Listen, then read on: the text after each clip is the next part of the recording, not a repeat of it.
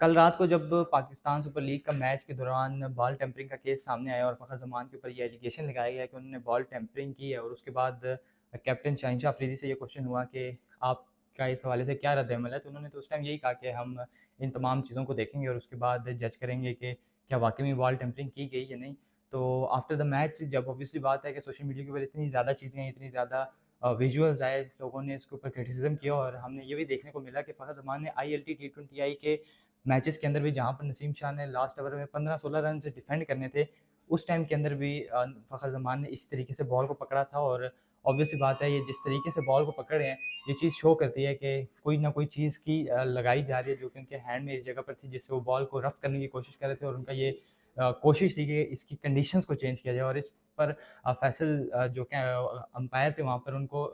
दाद दी जाती है जिस तरीके से उन्होंने चीज़ों के ऊपर नज़र रखी और बॉल मंगवाया और to be very honest ball tampering Fakhar Zaman से मुझे इस चीज़ की उम्मीद नहीं थी और अगर फ़खर जमान ये चीज़ पाकिस्तान की नेशनल साइड के लिए भी करते तो शायद लोग उनको सपोर्ट करते, लेकिन लाहौर कलंदर जैसी फ्रेंचाइज़ और हारिस रऊफ़ के लिए बॉल टेम्परिंग करना और यहाँ आपके पास 15 रन्स पड़े थे और हमने ये चीज़ देखी है कि रीसेंट पास्ट के अंदर भी हारिस रऊफ़ कभी भी डिफेंड नहीं कर सके, लेकिन चाहे वो पाकिस्तान हो, इंटरनेशनल क्रिकेट हो, वर्ल्ड कप हो, एशिया कप हो, कहीं पर भी हारिस रऊफ़ को जब भी आखिरी ओवर्स दिए गए हैं तो वहाँ पर उन्होंने रन कंसीड किए हैं। उसके बावजूद उनको ओवर देना और उस फ्रेंचाइज़ के लिए फ़खर जमान का बॉल टेम्परिंग करना I think it's an insulting thing और इससे पाकिस्तान का ही इमेज खराब होगा और ये कोई नई चीज़ नहीं है। जो लोग कहते हैं कि बॉल रिवर्स किया जाता है तो उसका यही मतलब होता है कि बॉल को रफ़ किया जाए। जितना बॉल पुराना होगा और जितना एक साइड उसकी रफ़ होगी तो ऑब्वियस सी बात है कि वो जो है ज़्यादा रिवर्स स्विंग हमें देखने को मिलेगी।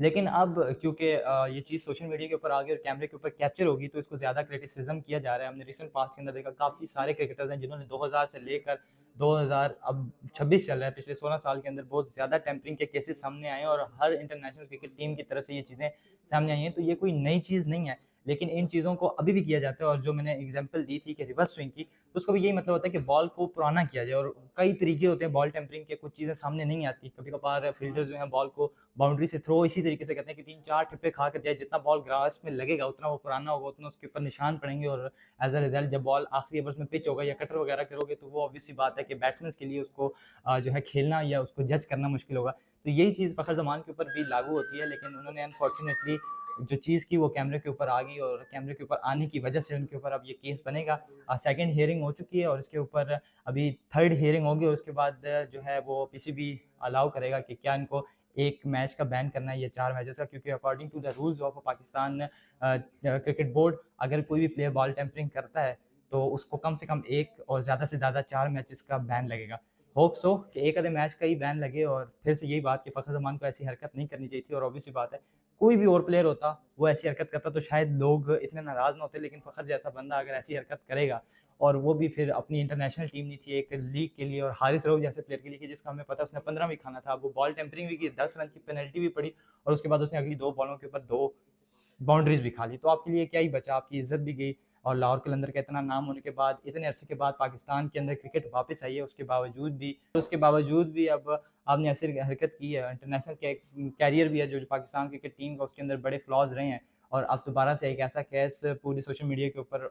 ख़ास तौर पर इंडिया के अंदर इसके ऊपर बड़ी एलिगेशंस लगेंगे। तो होपफुली ज़्यादा कुछ ना हो, अगर एक आधे मैच का भी बैन लगता है तो इट्स ओके, लेकिन आइंदा के लिए तमाम प्लेयर्स को, तमाम टीम्स को, ख़ास तौर पर फ़खर जमान को इस चीज़ से सिंसियर रहना पड़ेगा और इस चीज़ के ऊपर सोचना होगा कि ऐसी चीज़ें की भी जाती हैं और लोग करते भी हैं, लेकिन ऐसे तरीके से की जाएँ कि एटलीस्ट वो क्रिकेट की जो कैमरेज़ हैं उनके अंदर ना आए। आज की वीडियो के लिए इतना ही, मिलते हैं नेक्स्ट वीडियो में, तब तक के लिए इजाज़त दीजिए। अल्लाह हाफ़िज़।